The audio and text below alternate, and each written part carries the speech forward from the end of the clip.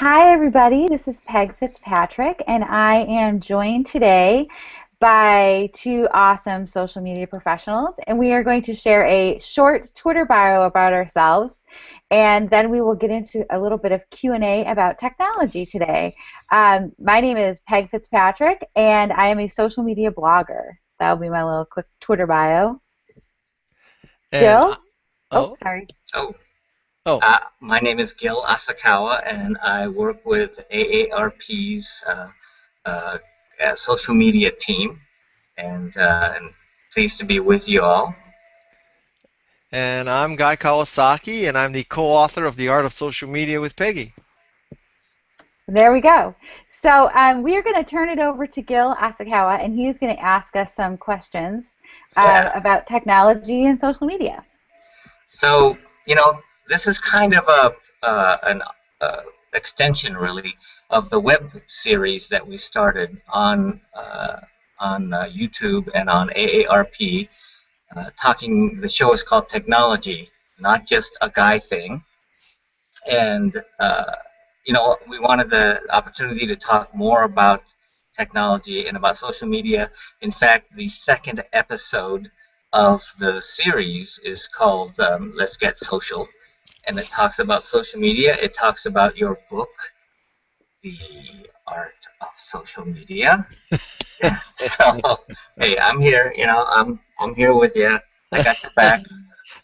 uh, which just recently came out, and it's a terrific book, and it's a great um, resource for people, and it's meant for. It says the subtitle is "Power Tips for Power Users," so it's for a little bit of an advanced audience. And I'm here kind of on behalf of maybe some of the not so advanced audience, and that's what a lot of that web series is about. So, um, people who are 50 plus, which is 50 years old and older, the AARP audience, are very engaged as entrepreneurs, so they have the potential to be very, engaged with social media and technology, but maybe not as geeky as some of us might be. So, um, tell us a little bit about the book and who you're trying to reach with it. Okay. So the book was written because of Peg, basically. She just pounded on me, telling me that we should write this book. Took her about 6 months of pounding. And I'm so persistent. It's such a good yeah, yeah, that's one way of saying thing. it.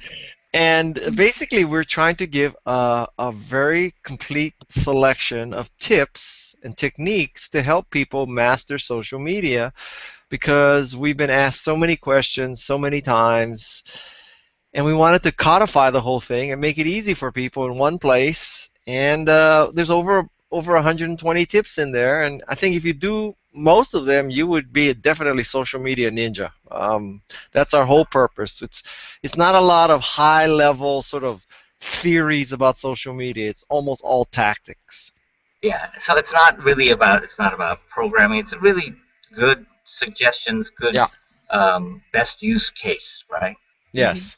Okay, so let's step back a little bit because the fact that Peg pounded on you for 6 months. That How sounds did way worse than it is, by the way. I would just make a gentle suggestion every once in a while. Yeah. I see? Yeah, It was 'cause pounding. guy doesn't have any bruises, so we're good. We're good. Not Um, visible.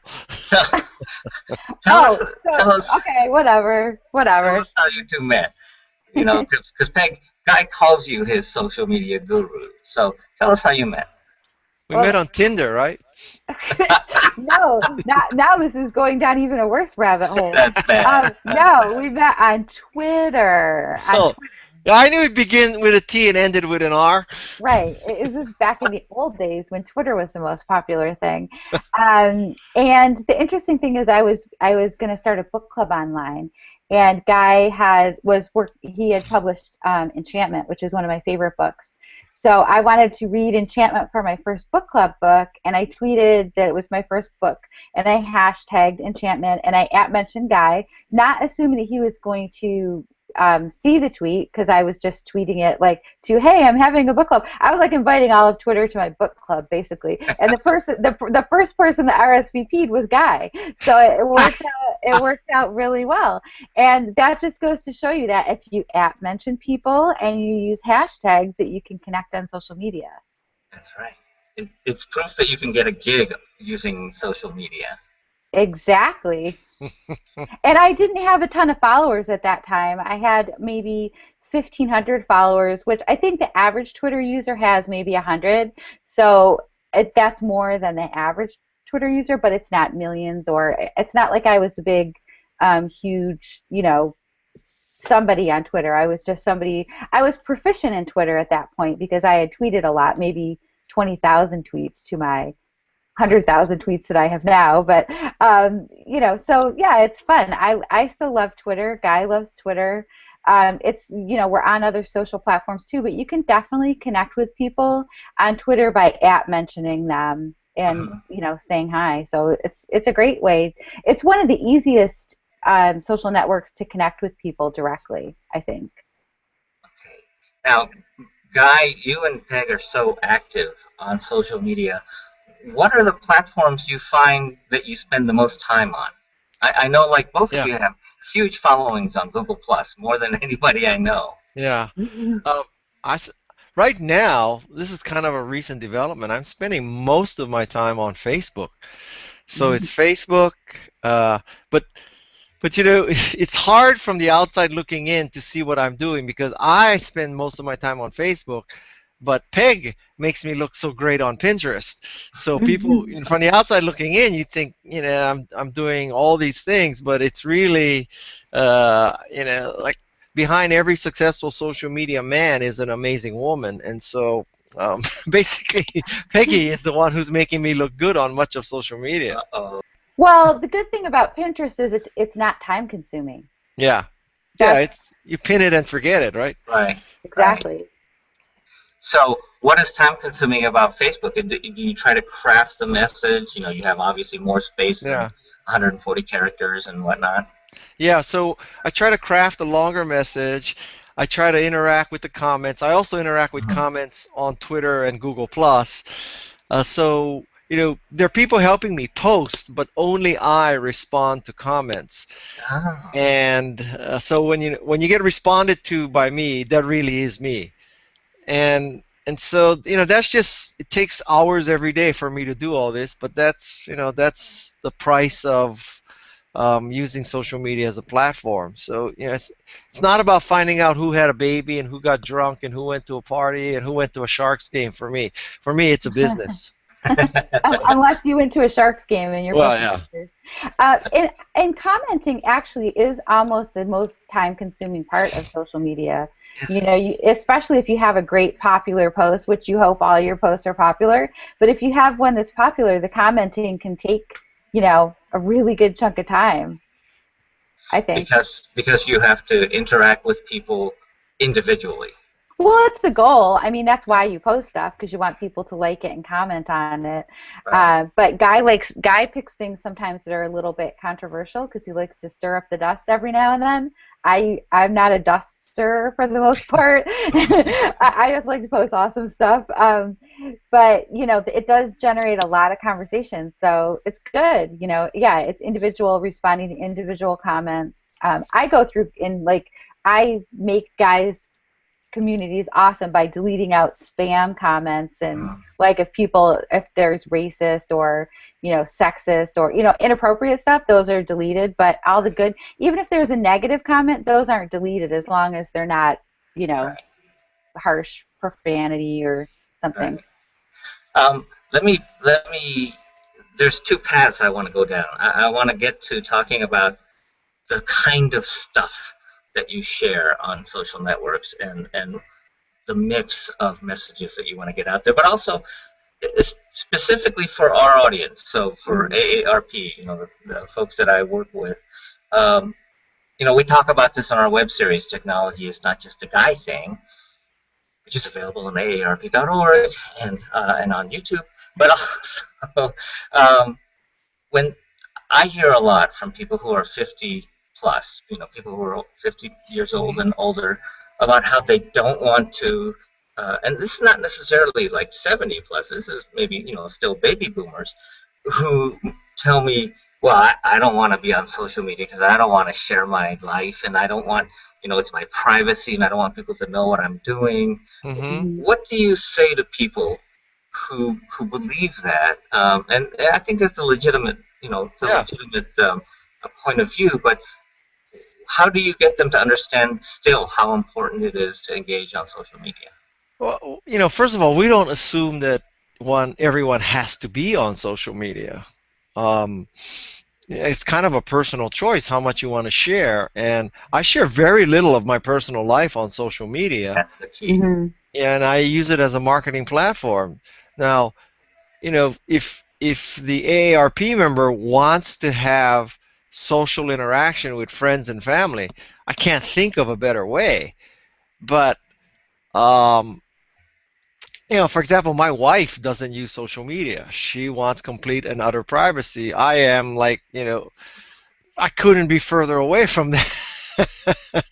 So it's really we're not trying to convince everybody to get on social media. We're trying to say if you are on social media, this is how to optimize it. Right. It's interesting because my husband is the same way. So Guy and I post stuff, but we don't post our spouses or our kids because we have a lot of followers, so they don't want to be on there. I did read a lot of statistics that said that people that are 55 and older, especially women, are looking for work, and looking for ways to connect for new jobs. And social media is a way that you can connect with people for a career change, to get your name out there if you're on LinkedIn or Twitter. Your personal profile on Facebook is not something that's going to help you get a job. And you don't need to have a professional page unless it's something that's going to help you. So if you're looking for a job, social media is a great place to be to try to build your expertise and connect with people. So, keep your Facebook page totally private and keep all your settings private, and then do a public, LinkedIn and Twitter, and just keep it professional. You don't have to post where you are, where you're going. You can keep all your location stuff off. So there's ways that you can, the thing is, Guy and I are posting all the time, and we don't post our personal stuff.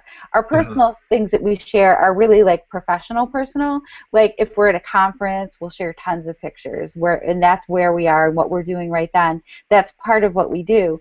But if we're on a family vacation, we don't share, our family pictures. We might share the location where we are, but it's still like our kind of our personal version of our family, but not our personal details, if that makes sense. Well, No, it that's what does. we do. That's how people can be on social media, but they don't have to share all of their personal details. But people still get to know you. Right. Does that make sense? It makes perfect sense. And actually, something you mentioned leads to my next question, which is, are certain social media platforms that I think are better for certain things, certain types of Hmm. youth. So LinkedIn is definitely one that's more work related in terms of looking for jobs. Yeah. What are some of the, how would you, and you cover this in your book as well, the P's of social media, right? Hmm. You talk Yes. about the different platforms and what they're good for. Can you go over that a little bit? Sure. So first of all, if you really want to use it for job search and business development, LinkedIn is the place to be because it's a much more serious social media site because people are there for that purpose, right? So if you're there looking for a job, you probably are not going to be a troll and make yourself look like an idiot, although that does happen. But generally speaking, there's a self-policing aspect of LinkedIn that makes it the highest quality if you want to use it for business. Um, and then, sort of the broad strokes are if you really want to show people like stuff that you find cool and beautiful, then it's Pinterest. And if you want to very quickly show people pictures of what you're seeing, it's Instagram. And if you want to tell people, what your perceptions are, what you're feeling, then it's Twitter. And it's kind of like that basically. Okay. Peg, which do you feel most comfortable on? I have to say I'm comfortable on all of on all of them. It's what I do for my job. So sometimes the general questions don't necessarily apply to what I do because I am on Oh, all of that's them, true. and it's even hard for me to pick a favorite. But you know, I try out the new stuff. Like there's recently a couple new networks that started, and Guy and I both checked them out, got our names on there, and we were like, we didn't even like them, which is Elo and Sue Yeah, or same Sue. I here. don't even know. Yeah, we tried them out and we were like, I don't even think about it. I don't even go back there. I don't even know if anybody's there anymore. So we try stuff. And my newest little thing I'm trying is Snapchat, which I didn't think I was going to like, but I have to say it's actually kind of fun. Really? Okay, Yeah. so we should explain for our viewers how Snapchat works. Okay. It's like a very temporary thing, right? Yes, and it's a little. I have to say I'm a sucker for a good logo. Like I love Hootsuite because they have their cute little owl and Snapchat is just this little, well, that's going right on my thing. Snapchat is hard, like there's only like 5 buttons on it. It's got a little ghost. You can see, you can't really see it. There's a little ghost down at the bottom. You just send a quick message to people and it goes just directly to those people, or you can create a public story now. And you can send, it's 0 to 10 seconds. You can select how long it is. You can add little text on it and you can send it to them. It's kind of like texting, except it's visual, which is, people love visuals. So, and brands are on Snapchat now. So, How are brands using it? I mean, what's your uh, favorite brand there? they have this little discover thing, and you can see the little stories that pop up, and they Hmm. have who did I? Well, I love everything Food Network because the Food Network just does great stuff, and they're on there.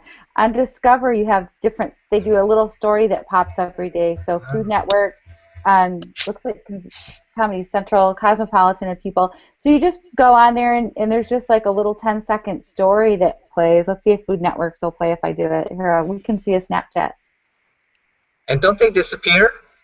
Yeah, but theirs actually lead to a blog post, which I don't know how they do it, but only brands can do that. Interesting. So. So there are all these ways to build And then if you business, go back, it's right there. Yep. right, on social media. Um, what's the in terms of tips? What's the most important thing people should do to communicate effectively with social media? My advice is for every post you make, you have to include either a picture or a video. And now I happen to work for a company called Canva, which is the best way to make a great graphic for every post. But even if I didn't work for Canva, I would be telling you this. Every post needs to have a picture or a video if you want to have it maximally effective. Right? Hmm. For people to pay attention, to grab their Yeah, attention. because it's such a busy world out there that, the text ones just get lost. Hmm. And in fact, the web series technology is not just a guy thing. One of our upcoming episodes is all about Canva, where you two Hmm. walk through making graphics on Canva.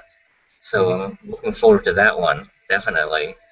That was a fun one because your crew was like, "Oh my God, what was that?" And they were like, they had never seen Canva before, and they were like, "How did you make something so fast?" I think it's one of those tools that once you use it, it's just, you know, wow, why didn't I have this before? So, Yeah. Yeah. Well, it's um, great for people who don't know how to use Photoshop, mhm, and most people who are not using it for professional purposes are not going to have Photoshop. Like a personal social media user, that wants to make a Facebook cover, they're not going to have Photoshop at their right, disposal. So finding another way to make it is important. right. Now, one of the other things, and especially if you run a small business, I remember in the early days of social media, it was pretty common to tell small business owners, oh, just hire some kid, teenager, to do your social media for you.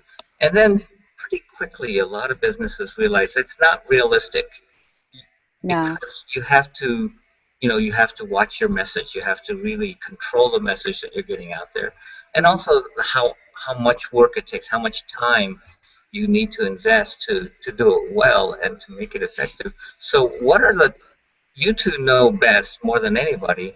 How often should people be posting? And what times of the day are the best, most effective, but that get the most readership? Well, I think a good rule of thumb is take the number that of times you think you should be posting every day and double it. True. So those are common questions, Gil, and there is not really a one size fits all answer to what is the best time to post because everybody has different social media audiences and they're in different time zones. So the best way, if you're a small business, is to use Facebook Insights and to check to see when when your audience, what time zones they're in. And I love this free service called Likealizer, and it tells you what the best times to post are, and that's for your page. So if I go by any best time to post things, I find a service to check it myself on my own accounts because, like for example, Guy and I wrote a book together. So you would think that our audiences may be similar, but they are not similar at all. Like my Facebook page has 70% women follow me, and Guy's Facebook page is like 60% male. And the top keywords are totally different. So it's really personal, like depending on your audience. Every community is different. Even if Guy started a different Facebook page on a different topic, the audience may be totally different. So there's tools that you can use to find the best times to tweet. Tweriod is one, Tweriod. That's one where you can check the best times to tweet. Those are services that use your own audience, and they see when your content was popular. So those, and I use Social Bro. That's another tool that I use that for Twitter. That'll tell you when the best times are. So any of those charts that tell you, post Facebook at 1 o'clock on Friday, there's no way that that's the best time for every single person. Yeah, and also, you just got to remember that you should be posting when the people you want to reach are up. I mean, if you just remember that, that's 90% of the battle. Yeah. Yeah. College kids, midnight, 1 a.m. Yeah. Right. Yeah. I get that. Back to the hiring a young person thing, though.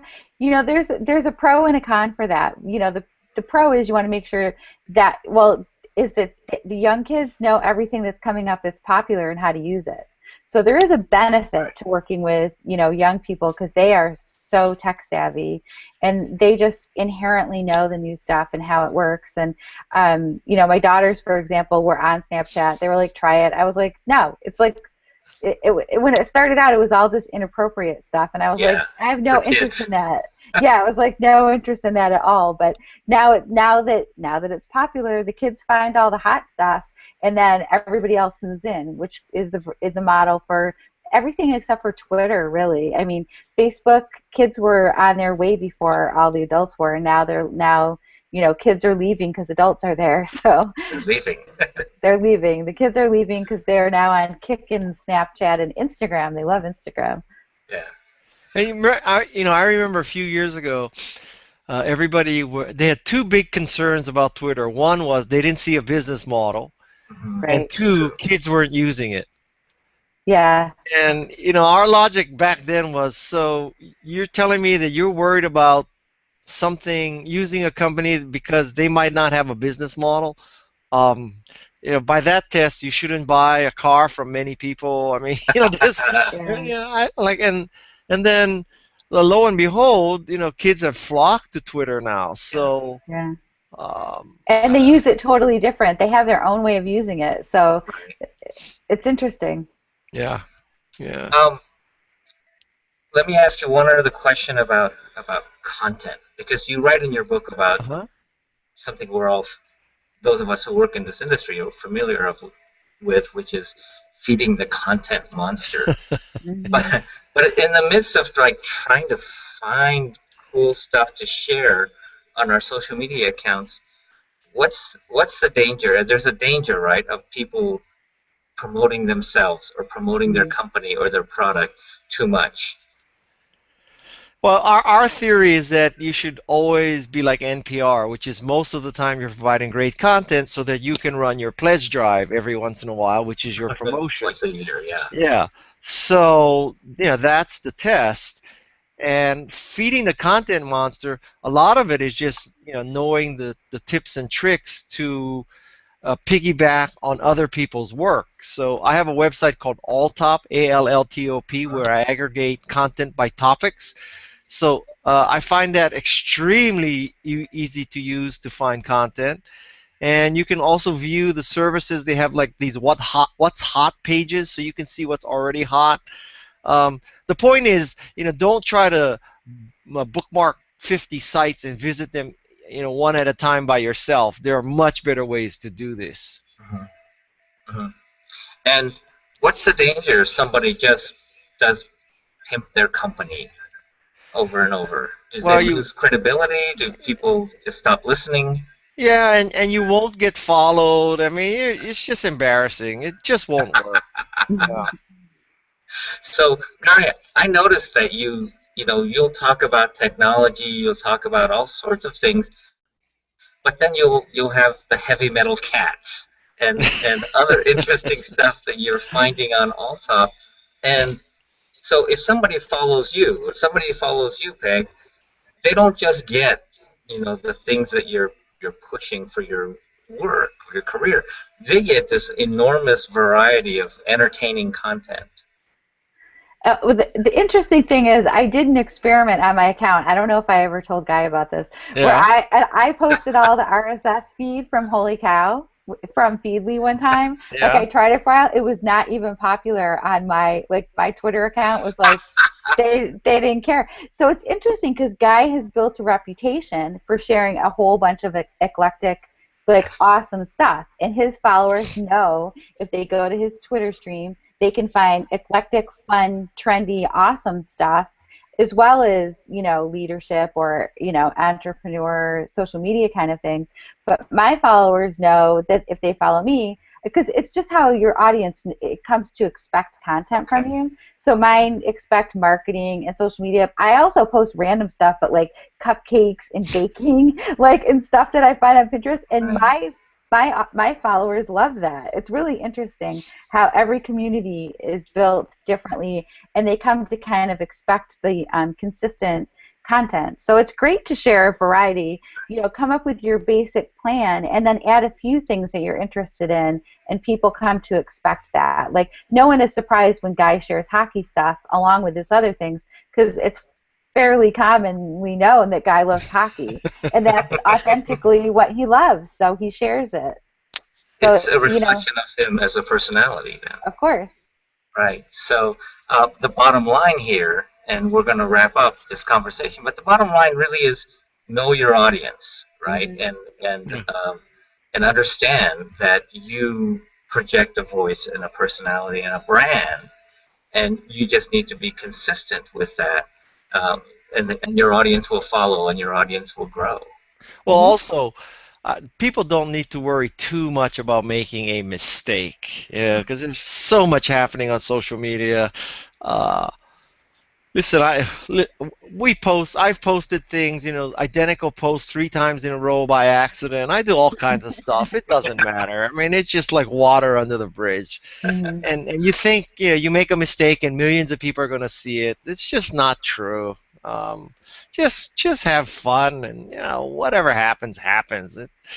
The sun will rise tomorrow again. Oh, phew. I don't have to worry then. No, you really don't. You really don't. Yeah. All right. Well, you know what? It's been half an hour, and we had decided to keep this to half hour. So I really appreciate this opportunity to have this conversation. It's an extension of the AARP web series Technology. It's not just a Guy thing. And there is one of the segments that's currently up on our social media series right now for this month is a conversation that I had with Peg. And so it's cool that we get to extend this conversation and have it on a Google Hangout as well. All right. Thanks for your time. Thank you, Gil. Thank you. Take care. Bye-bye. Bye.